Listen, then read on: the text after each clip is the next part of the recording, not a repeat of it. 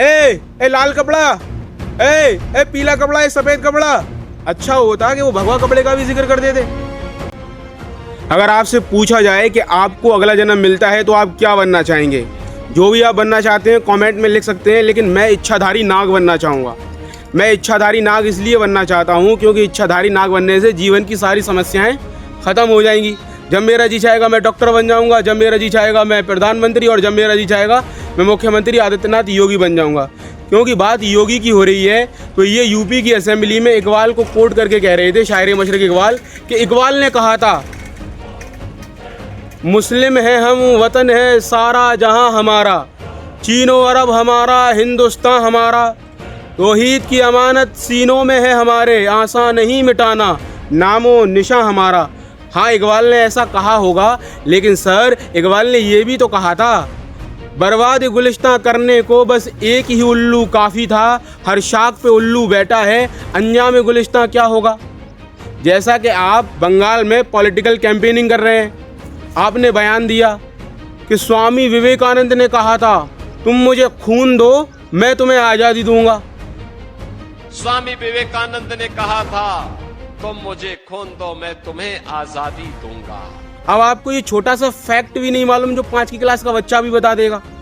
अब लोग आपकी चुटकी ले रहे हैं, लोग आपका मोई मोई कर रहे हैं। जैसे कि महुआ मोहित्रा ने जो ट्वीट किया है उसे मैं आपको बता रहा हूँ।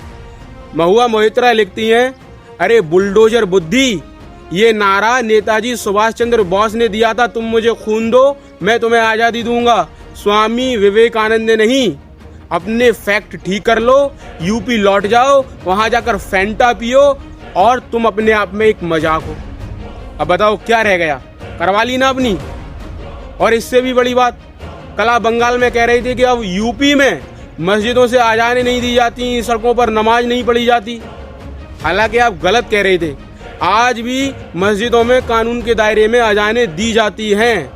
चलो फर्ज कर लिया जाए कि अजानें नहीं दी जाती यूपी में, आज सड़कों पर नमाज नहीं पढ़ी जाती, तो इससे क्या बदल जाएगा? क्या इस देश की गरीबी दूर हो जाएगी? क्या किसान जो सुसाइड कर रहे हैं वो सुसाइड करना बंद कर देंगे?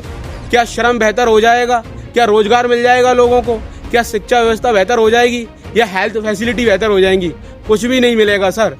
आप बंगाल में उद्योग पर, रोजगार पर और शिक्षा पर, हेल्थ फैसिलिटीज़ पर, श्रम पर, इन पर बात करनी नहीं है आपको। इसलिए आप जानबूझकर धर्म को पॉलिटिकल केंद्र में रखना चाहते हो। सर ऐसा मत कीजिए, ऐसा मत कीजिए सर। हमें आपका पक्ष रखना होता है सर दूसरे राज्यों में।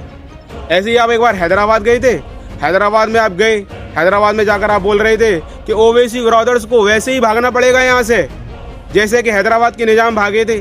फिर उन्होंने आपकी चुटकी ली थी, उन्होंने लिखा था कि उन्हें पता है कि आप थम्सअप हैं, आपको हिस्ट्री नहीं पता। हैदराबाद के निजाम वहाँ से भागे नहीं थे, राज प्रमुख उनको वहाँ बनाया गया था। तब आपकी आलोचना कितनी गहरी आलोचना हुई थी, लेकिन आपको कोई फिक्र नहीं है।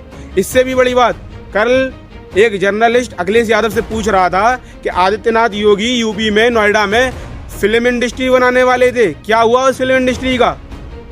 मुझे भी मालूम है बनाने वाले थे, लेकिन अभी आप कोई कार्यशैली आपकी उस पर काम नहीं कर रही है। तो अखिलेश जवाब देते हैं, उन्हें फिल्म इंडस्ट्री की क्या ज़रूरत है, उनकी पार्टी में इतने सारे कलाकार हैं। और ये बात सही भी है।